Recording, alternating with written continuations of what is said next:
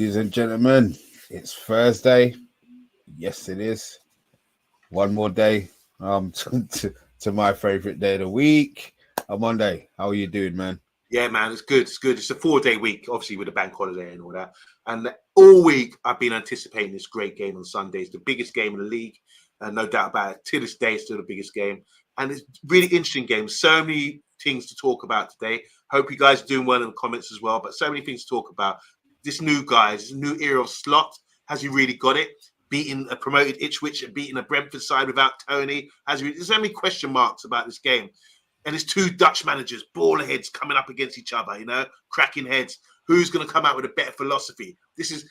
All of the Holland's going to stand still for this game, won't they? They've got Feyenoord's great manager of last year and against the great Ajax manager who took them to the semi-final as well. So it's going to be a great, great game coming up, and we've got plenty to talk about. But Mr. B, you might as well do the comments while I just bring up some extra little power. No problem. Right, look, first things first, howdy. Just get rid of these crap injury-prone players. Obviously, he's talking about Mason Mount. We're going to get onto him in a minute. Enough is enough. I've had it with these injury-prone players at this football club. Andrew saying boo. I think he's saying boo because his boy Mason Mount's injured. Let's vote on who gets blamed for the late start. Look, there you go. Look, he's already said it. No, look, it wasn't Dora. Because Dora's not actually here today, so you can't even blame Dora, to be fair. DK Wilson, we see you, man. I hope you're doing well.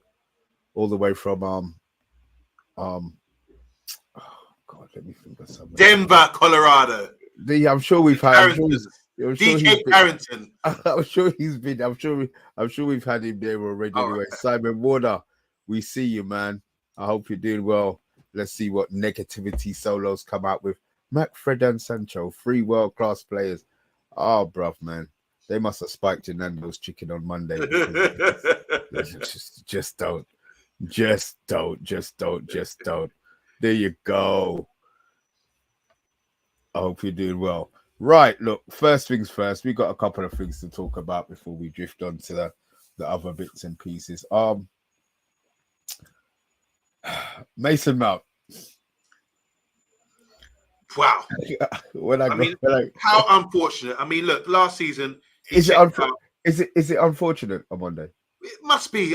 Surely he's not doing this on purpose. He's got opportunity to get back in the side. He was playing. He's starting 2 games in a row.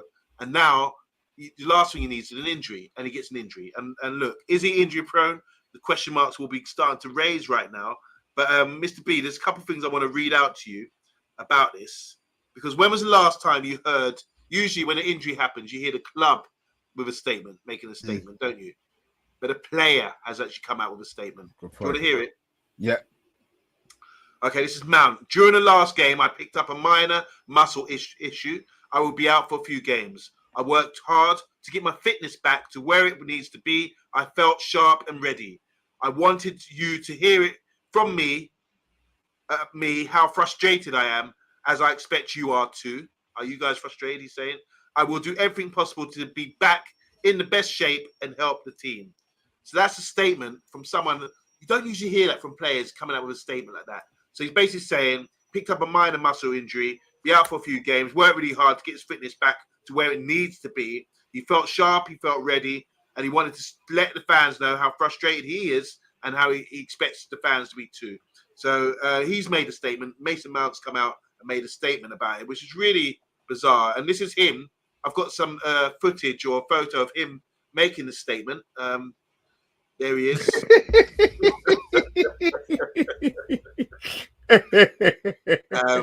Poor Mason Mount. He has a minor muscle injury. Mr. B, man, come on, let's talk about this. I don't even know. I don't even know where to begin. I want to look. I'll get this graphic up while we're talking. It's. I don't get it.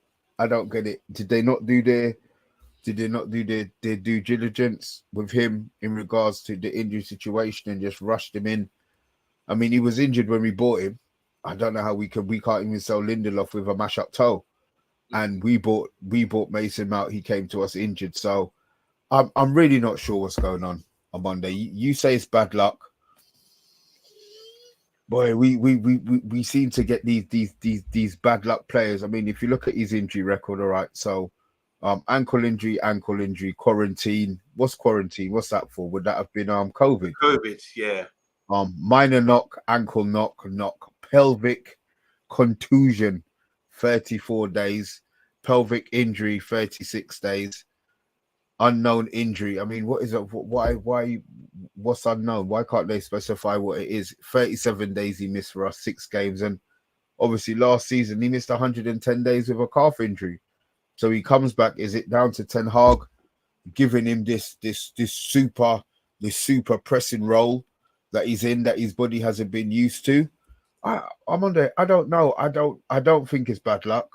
I think we've actually got an injury prone player. I mean, he's played what, 2 games? He's played 2 games. So he's had the whole of preseason to train, because he wasn't picked for the Euros, so he was in nice and early. And now he's done already. How's he going to feel? I mean, look, he's got to feel gutted. He's got to get known as the sick note, the Darren Anderton of these times, you know. That's really bad. So I'm looking at injuries, nothing really consistent there apart from the ankle injury, which is at Chelsea. That seems to be no longer a concern. And now he's got a minor muscle strain or something. Could be related to calf injury. Hamstring, they're saying. All right. So he had a car. So when you're coming back from a long time off and you're pushing yourself like that, your hammies usually will go.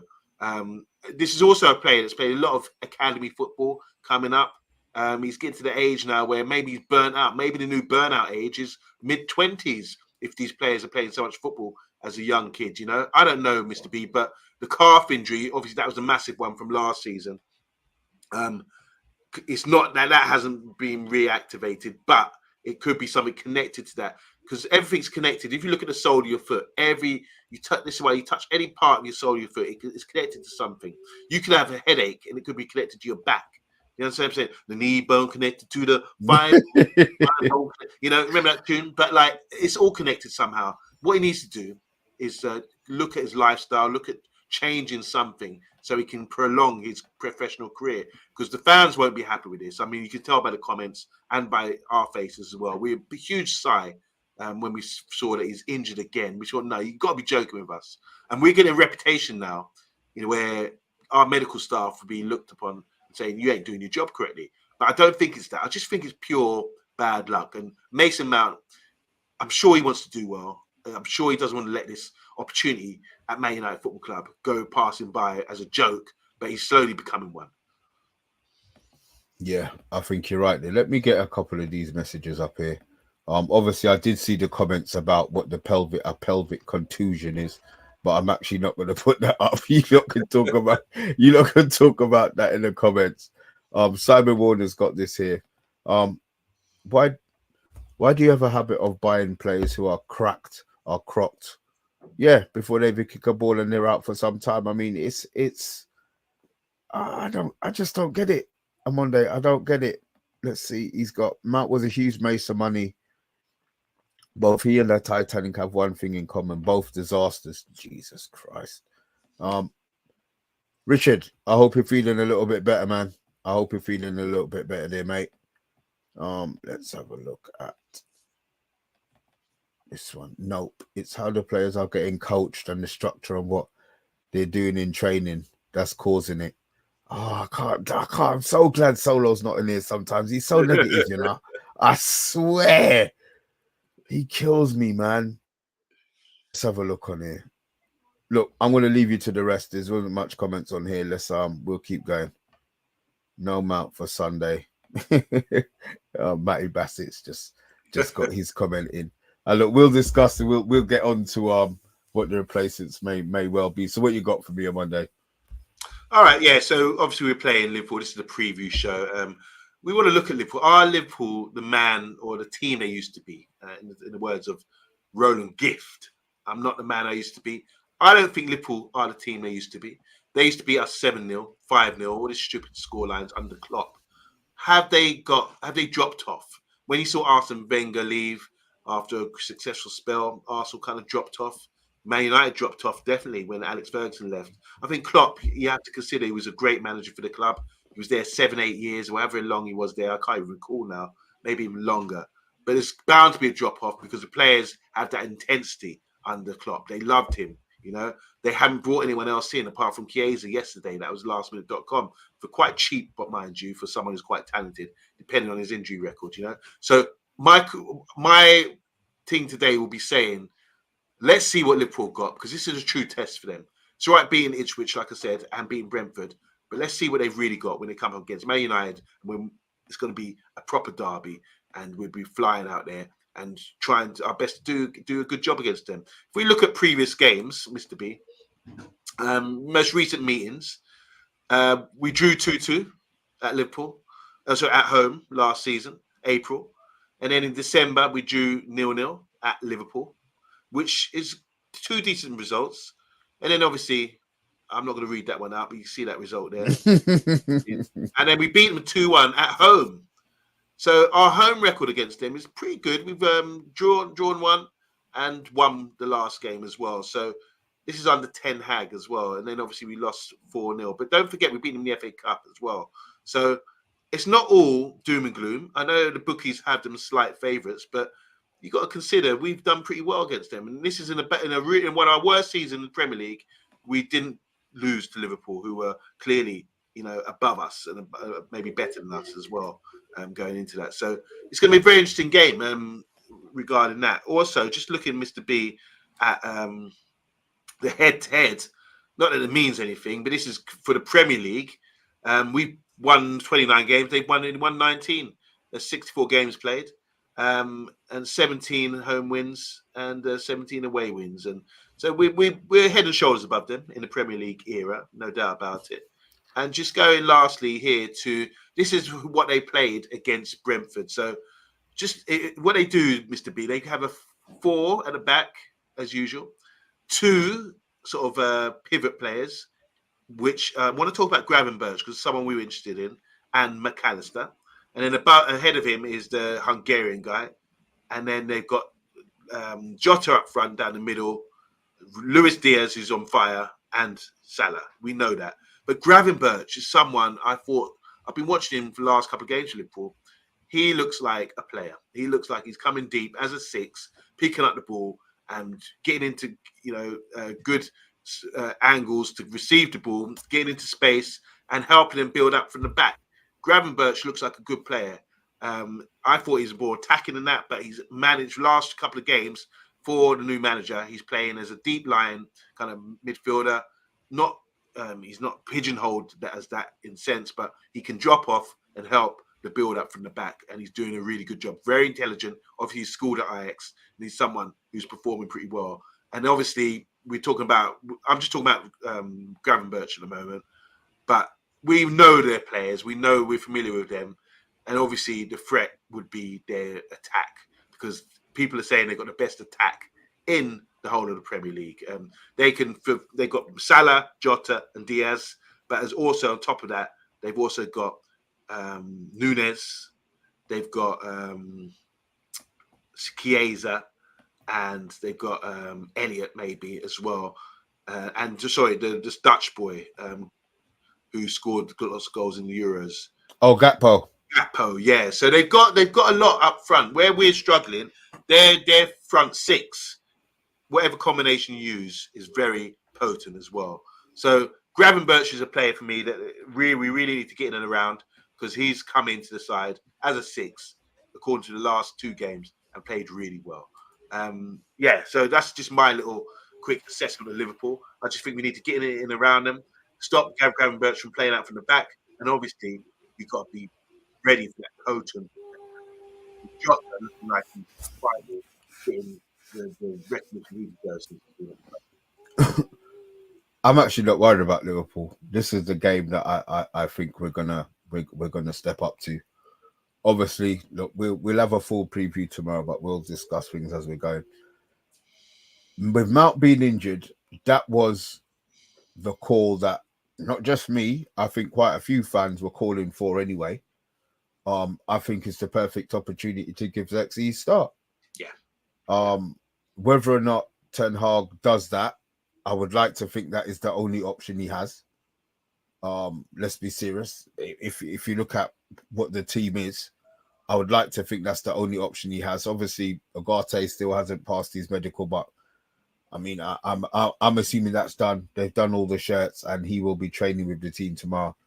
There's no way on God's earth he gets more than 15 minutes against Liverpool on Saturday. That's just what Ten Hag does.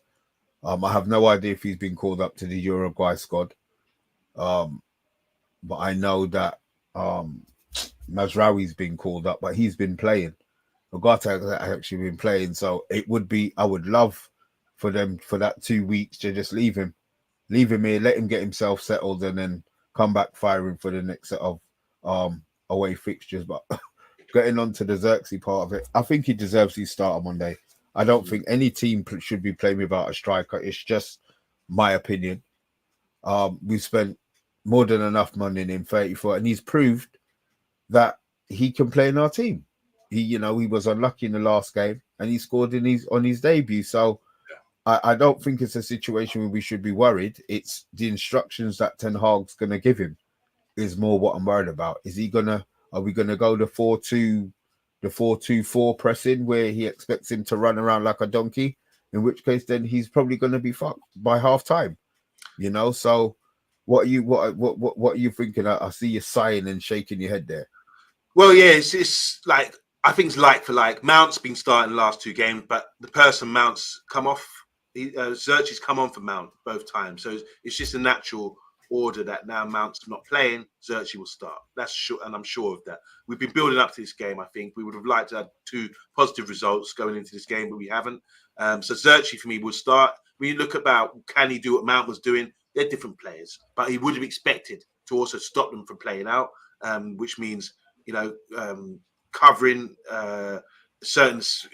taking up certain positions to stop them, to be a wall to stop them playing out. That's what I imagine he's going to do. As you know, he plays deep. He drops off a bit, and he's got a big presence about him. And when I have seen him play the last couple of games, he's able to cut angles of the pass and close in his own method, his own way that he's good at. Because he's a bit bigger. He's not, rapid to get around the pitch and buzzing. That's not his job. I think he's the sort of player, giving the ball in the right areas where he's got a bit of energy and he's ready to go, and he will explode and do his thing. But you don't want to gas him out by, not having the ball and doing having some responsibility. Yeah, thing. So I do think it's like for like. I think he will do a good, reasonable job by sort of blocking them out. He doesn't have to close down all the time. Just drop off and say, invite them, come. Yeah, but then you see, come in my zone. That's when I will close you down. Yeah, but Ten Hag's system, it has them running around, and that's the problem that I have. If we have one player who's intelligent running, Mr. B. You say intelligent running. Was Cristiano Ronaldo not intelligent? Yeah, he's intelligent. Right. But he didn't want to. What you're saying that, so he didn't want to press. This is the part of it that I'm worried about. Oh, right. If it's not in Xerxes, Mason Mount, we all know will run around and give us 100%. Is that Xerxes' game? Are we burning him out? I would rather not saying we alter the formation, but he has a role in the team. There's no point in having him in and doing Mason Mount's role because he's not Mason Mount. Yeah, but Mr. B, he's got to do something like that. As a forward, wherever he's played, he would still have to close down. We were talking the other day, Mr. B, weren't we, about having a single striker up front, and you were moaning at the striker because he had a lot of work to do, and he's not mobile, But you expect them, regardless of that, you expected your striker in your Saturday team to do the work, to close down the centre backs, to close down the fullbacks. You not just stand there and expect the ball. So you were bumping heads with your striker about that. But I think Xerxes is a professional. He will know how to close angles down, how to put pressure on. He's a big presence. He would know how to sort of put defenders under pressure. Not in the sort of busybody way that Mount does, but he would do enough, I believe, as I've seen, as witness to the last couple of games. He'd do enough to put some pressure on. That's his job. Every striker in modern football has to do that somehow. So regardless who you are, it's not like Andy Carroll or Zlatan who just stand up there and just don't want to do that sort of work. Xerxes is young. He's able to do it. Now, there's Mount doing the level to that level. Searchy can do it as equally effective, I believe, and I think we will see something more, because where you take away what Mount's doing with Zerchi, he will give us something more. So yeah, when you balance everything up, yeah, we're missing Mount for his pressing, but with Zerchi he can press 2, but on top of that, he can add you a goal threat, his presence, his goal threat, his link-up play. That will be in a really, really of great value to us against this Liverpool side. Okay, you sold it to me. You sold it to me. I still don't be running around like a rat. But I'm looking forward. I am really looking forward to I am really looking forward to Sunday. Last season I wasn't looking forward to the Liverpool games, but obviously they did us 3-0 and they gave it, but the team's not even going to be close to being the same. The system's probably not even going to be close to being the same. So I think with the fact that's been at home as well, and the fact that everybody seems to think that Liverpool are going to come and dick us, I really do think that there's going to be a surprise in store from 4:00 on Sunday. Wow, 4:00 kickoff Sunday afternoon, isn't it? So, Mr. B, let's just want to add, you are doing a watch along, aren't you? Yeah, 100%. And I know, I mean, we've been telling people all week that you have sort of got new graphics. Listen, it just makes the screen look a little bit prettier. You know, if you are expecting these sky type graphics, you lot can forget it. It's still going to be me sitting down on my sofa. I actually think I might have some food this time. I tend to try not to eat, but sometimes you get hungry, you know, and I might have to have a drink masked up in something else. But yeah, I'm looking for. I am looking forward to it. So, Mr. B, what will this tell us? This game here we're playing against Liverpool. What's it going to tell us about where we're at? Is it too early to decide? Did the game come too early? I think the problem we've got is that because we lost to Brighton, and we've got the international break, people are going to be looking at the points. You know, you expect Arsenal to probably win their game. That's 9. So we're not in the race with Arsenal, but you don't want to be 6 points off a team after 3 games. I mean, it's a long season, but you know, the law of averages probably dictates that gap's going to get a little bit bigger. So I'm really not interested in. It's far too early. You know, you tend to look at the league. I tend to look at the league after maybe 10 to 15 games.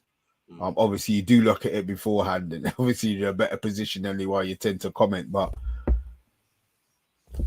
just get the points. Just get the points on Monday. I would like to think that obviously Brighton and it was our first game, Fulham. They weren't running through us. Yeah. And like, you know, the last season, especially. So I think that's an improvement. But if we don't take the chances that they're creating, whether it's in open play, whether it's from them stealing the ball, which seems to be that what Ten Hag's may be looking for more than controlled passing play through the pitch. If they don't put their chances away, then we're not going to have much chance in the game because Liverpool will be clinical. Yeah, Liverpool. Well, look, it's hard to gauge. Like I said, it's hard to gauge where they're at. There's a lot of movement in the team. They sort of play a flowing game, and we did play them in pre-season, mind you. You know, obviously, granted, it's not the best team we put out there. A lot of youngsters and everything, but they did beat us 3-0 in pre-season, Mr. P. So let's not forget that. And they did play some good football. But saying that, we played well as well. We created a lot of chances. So yeah, you're right in the fact that we're not letting teams play through us so much like we did last season, evidenced by Brighton and the Fulham game. Whereas last season it was like we were well open. And also we're creating chances. And with Zerchi starting, and he's going to be up against his national teammate Van Dijk as well, and then we got Konate, their centre back, who they're raving about at the moment, saying he's the second best centre back in the league because he's performing really well. He had a great game against Ipswich or Fulham, whoever they're Brentford. Yeah, I mean, yes, they're two rocks at the back, aren't they? They're big guys. I think the way to get around them is by quick, intricate football. If you've got someone like Ahmad or Garnacho running at them, then let's see what these big men can do. But I think they physically, if you just run at them, or you know, the way you're gonna play triangles around them, or try to have little cutbacks or something, because they're awesome defenders. And then you got Trent with that zone when he leaves that zone at right back. There's going to be a lot of area there to play with. This is why I think Rashford, I know it's retribution time, but Rashford always does good against Arsenal. And I wouldn't play him. Mr. B, we've seen what he did. Oh, maybe I'm going back a few years ago. You remember that goal he scored against Trent where he left him on his backside? No, I get it. But there's a lot of things that I could do 2 years ago that I can't do now, one day. You know, so, you know, I just feel that if I know why he's going to start, but he wouldn't be somebody that I would be starting. I mean, the instruction that you would give, obviously, Trent's going to come, you know, he's going to go into this midfield, blah, blah, blah position. He's going to have a big hole on that side. Right. And I would more trust Garnacho at the moment, just because of the way that he's playing, to take the opportunities more and listen to the instruction that he would have been given.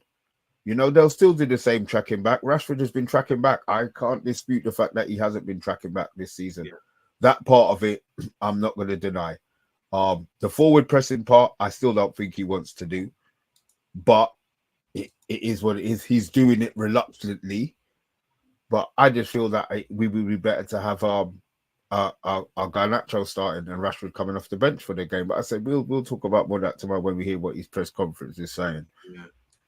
Interesting that. So yeah, I mean, with Liverpool, they are a proactive team. They get forward. They've got a lot of movement off the ball. Play 1-2 touch football.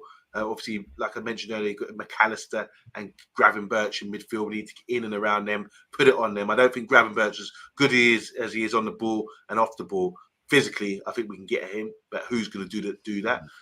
We need to give them something to think about, don't we? And obviously, if we can sort of, if you're talking about the lineup, obviously we haven't got solo 11 up today, but talk about the lineup. We need to play our best team to get in and around them, and that probably includes Casemiro because Ugarte won't be ready, don't you think?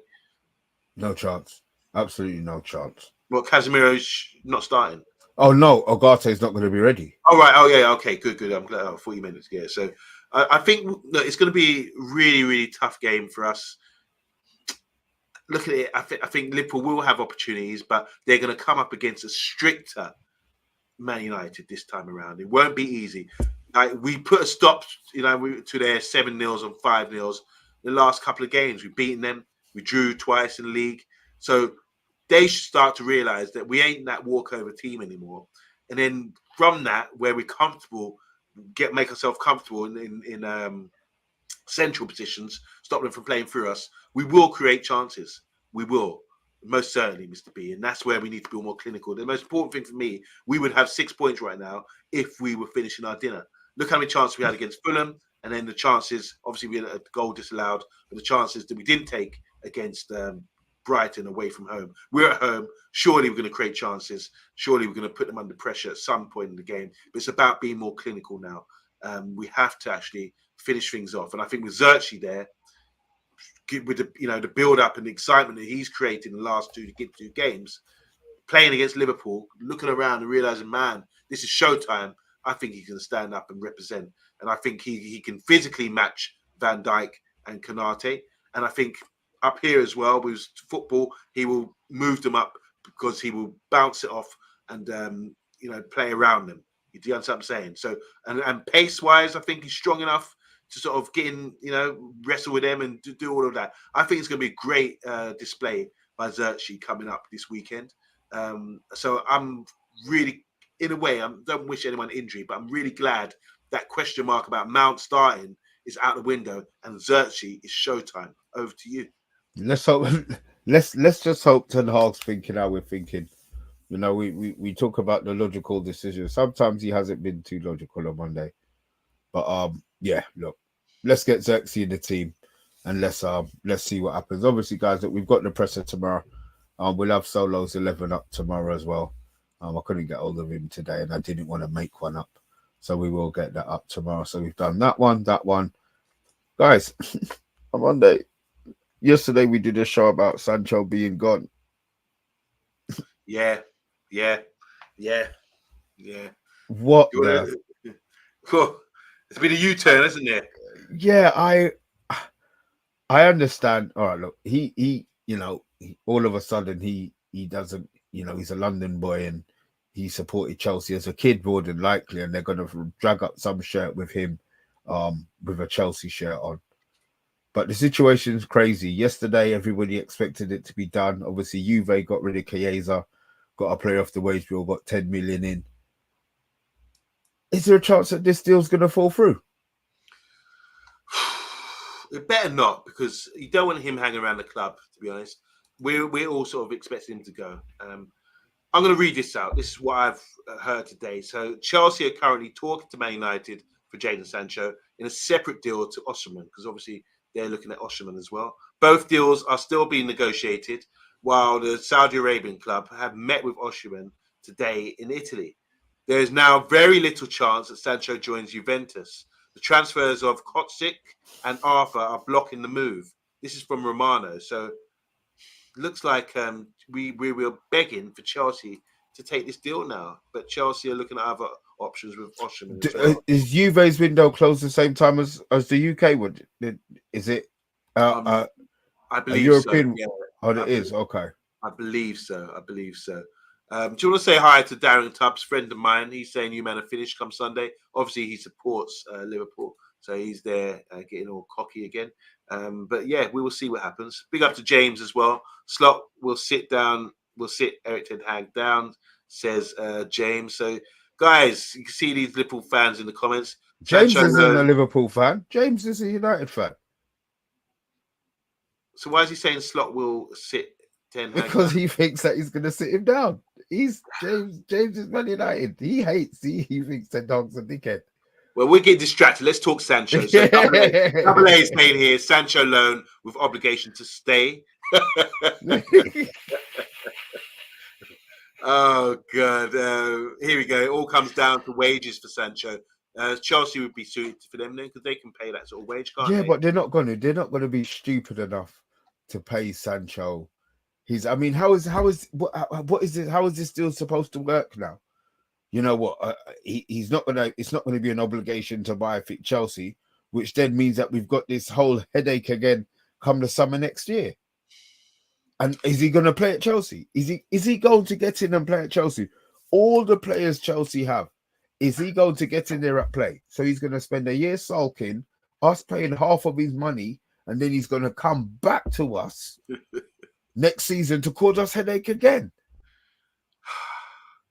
I mean, what does he think? Do you think it's just a case for Sancho about the wages? Do you think he actually cares where he goes? Because he got off to go to Juve, who top club, better than Dortmund traditionally. He's got off to go to Chelsea, where he's seen his mate Sterling get screwed over. A lot of players get screwed over there. Where do you think, if you're Sterling, would you want to go, Juve or Chelsea? He wants to go. He wants to go Juve. Can you see him learning Italian?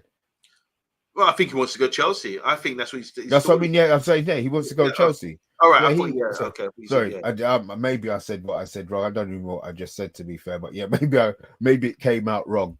But he wants to go to Chelsea. He wants to go to Chelsea. Okay, so if he wants to go to Chelsea, he's done his learning his language thing. He knows if he goes Juve, he's out of the country again for another 4 years. Let him go. I don't know how they're going to work it. I'm convinced that we're going to have to pay half of his wages, but you can't be. Chelsea aren't the team that we can take lightly, as much as we might want to. If they click and Sancho's part of that, we look like a bunch of idiots. You know what I mean? Get him out of the country. He can go and tear up Italy. That's fine. That doesn't affect us. Go and play the Champions League. That don't affect us. But if he's there clapping up Chelsea, clapping up teams every week, all right, so he won't play against his parent club. Well, whoop-de-doo. But if he's causing, I don't think he will. But this is a worst case scenario that can still happen if he stays in the Prem. But when I look at Chelsea, they've got so many sort of good wide men. They haven't got no room for Sterling, so there's no room in the inn, surely, for Sancho. They got Modric. They got Modric. He's dead, bruv. You don't know. You don't know. I don't know what's going on with him. He looked like a good player before he came to the Premier League, but he just hasn't hit hit the thing going yet. When you look at other, like, they got the guy who scored a hat trick the other day, Modric, I think his name. Modric, yeah. I like him. He looks so good. And they got Palmer as well, who's like been fantastic since he's arrived there, and shown everyone, young player of the year last season. So they got enough. They got enough in the wide areas to sort of be happy. But Sancho would strengthen them, I imagine. It's just a case of, can the deal go through? We haven't got long left. Obviously, tomorrow night we will be doing a transfer deadline show because tomorrow is the last day of the transfer deadline. So we will see what happens. But hopefully, guys, I'm saying this. I hope Sancho leaves, because if he stays, like Mr. B is saying, he's just going to be like stinking up the club. And we don't need players like that in the round, because next thing you know, he'll be asking for game time and all this kind of thing. In my mindset, he's gone. He doesn't exist anymore to me, because he needs to get out there. And I don't want this sort of. I don't want to be talking about this tomorrow night or even tonight. I want to be talking about the Liverpool game and our players that are currently on side with the manager. He's definitely not. Yeah, just quickly, Mr. B. Any panic buying tomorrow from Man United side of things? I would love us to do something else, just because I like shiny new things. I don't think we will. And to be fair, I'm really happy with our transfer window. Really happy with our transfer window. Do we go in there and buy a left back? We could probably do, but we don't have the money. So a lot of it is down to do with money. We're not going to get. We may well get rid of Ericsson. Lindelof looks like he's saying that's fine. January's coming. That's 3 months away. That's no problem. They can sit down and cock up their batty for 3 months and suck on their wages. That's fine. There's no issue with that. But let them want. I know they don't be in there causing headache. Don't be in the club causing headache because you didn't get your move. 3 months, shut your mouth, keep your head down, because you know what's going to happen. They will get you your move. They will get you your move. Just behave. You know what I mean? Don't be in there causing situations that are leaking that this person's vexed because they're not playing and blah, blah, blah. Yeah, be vexed. But when you have your opportunity, because the opportunities will come, you have to be ready to take it. Yeah. So, a question here from Chat Sport: have United strengthened? Are we in better shape than last year? Of course we are. Okay. You don't think so? Chat Sport, was that a veiled question? Don't you think we have? I think he believes it. I believe it too. We've got some good players coming in. Obviously, players that have gone out. The only one I'm really sort of a bit disappointed about is McTominay, because I think he can still offer us something in the Premier League. But apart from that, I like the signings. Like you said, I think we are strengthening up front. We've got Xerxes. We've got a great centre back with De Ligt, and Maz playing at right back or left back, full back there. He gives us something different. So I think we are stronger going forward. It's just about clicking and getting things together. Matty Bassett saying here, we've got 3 left backs, because people are calling for left backs in the comments. We've got Malacia, Shaw, and Amas. We don't need another one. I don't think they trust Amas. At the moment we've got none, because he's playing Mazraoui there. So I mean, he's playing Delo there. I don't think they think Amas is ready yet. And deadline day is not the same since Sky took away all live feeds. Remember when the dude got slapped with something? Yeah, that was funny. No, that was funny. That was so funny. And oh my God, it's bath time. And bath time saying Lord of the Rings is so bad. I cannot believe what I'm watching. Okay, he's taking time off to watch Lord of the Rings. Haaland should be fit after the international break. Yeah, we welcome him back. And without Maguire, we can play through 2 centre backs instead of the run of the play through Martinez. Let's see what happens. Let's see what Amas will play Barnsley. I don't know if that's true. But anyway, he's saying he will play against Barnsley. I think that's what he meant. Oh, we're playing Barnsley in the League Cup. Yeah. Does that mean that? When's the draw for the Europa? Tomorrow. So okay. Tomorrow is going to be a very, very busy day for us. So I mean, we've got the transfer window closing. We've got obviously the preview that we have to do. I want to see what Solo's 11 comes up with. We've got the Europa League draw. I'm wondering if I can talk to Colm to see if they can stream that on the channel. Right. I would like to know what it's a new format, Mr. B, isn't it? This. I didn't see that. I have no interest in the Champions League draw because we weren't in it. But I don't know it sounded like it went smoothly, which is good. Guys in the chat, do you see it being a better format? The way that it's come out. I mean, I'm happy that there's no teams dropping out from the Champions League into the Europa. I think that's not happening anymore. Yeah, that's not happening. I think that makes us not saying firm favourites, but I would like to think that we're going to make the semi-final with whoever else is in there. I mean, maybe that's ignorance. It's not little groups anymore like before? Isn't it just one big group and then they assign like the Champions League? You get 7. There's 8 teams in the group, but you get away games and home games. So you don't get Real Madrid home and away. You might get Real Madrid away, and then you get somebody else at home. So that's how it looks like it's worked there. I don't think haven't got home and away draws. Okay, new format looks good, says Jale. We'll see. I still haven't worked it out. I need to really go and look at it and see how this works out. What about Bramthwaite? Is that history now? It's all gone quiet over there. That must be. I mean, Liverpool were linked with him, and the fact that he's not playing, and Everton are conceded all of them goals. I was so happy, man. Let them keep losing. If Bramthwaite is who we want, because they were talking about Liverpool being interested, he ain't going to Liverpool. He's not leaving Everton. Right. He's not leaving Everton to go to Liverpool. So, again, sit down there. If you play well, Everton, you might get your money that you wanted next season. If not, and you go down, we've already secured the deal with Bramthwaite. We already know how much wages he's going to pay. You know what I mean? All of that's done. So it'll just be a matter of get relegated, boom, go play First Division Championship football in your nice, shiny new stadium there by the docks, and we'll have our shiny new toy for next season. No problem. Bartham's saying here, Napoli paid 30 million for McTominay. He's had his medical and everything. Nobody cares. Bath time. Nobody gives a shit. Chat Sports saying here, Bruno's key to this team. I agree with that. Ten Hag will have to change formation to get goals. I don't agree with that. Yeah, there you go. So, yeah, we've just done 45 minutes. That's one half. The next half will be tomorrow of the previews. We're breaking up into 2 halves, and we'll be back tomorrow. No doubt about it, Mr. B. Look, it's a massive week. Like you said, there's so much going on tomorrow. So there's so much we have to fill in with the agenda. So make sure you check out the Twitter as well, guys. Check out our Twitter on the Man United agenda. There's a lot going on there. Check out our X, man. It's X now. Oh, yeah, of course. X. Yeah. Who does that? Is that from Black Panther? No, that's West Ham. Oh, West Ham. Yeah, of course. West Ham. And Executioner, Bernard Hopkins. Who's that?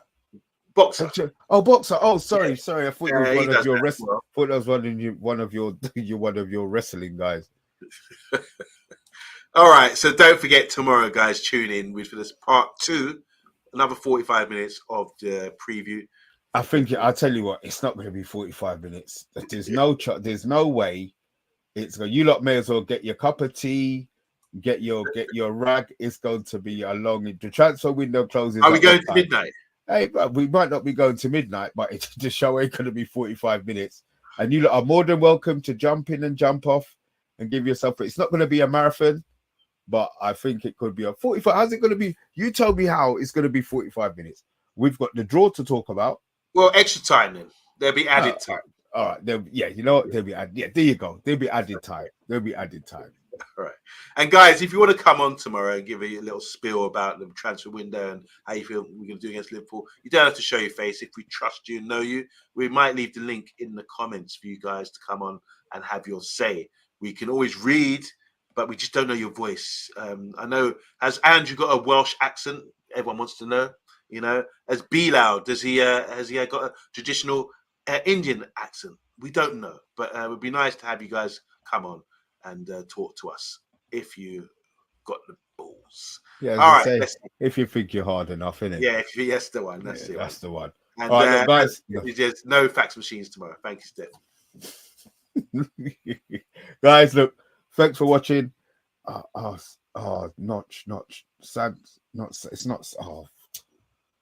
Anyway, look, I'll say goodbye. I was going to say it in Croatian, but I only remember the notch part. I don't remember the first bit. So, guys, look, we're out. We'll see you all tomorrow. Later.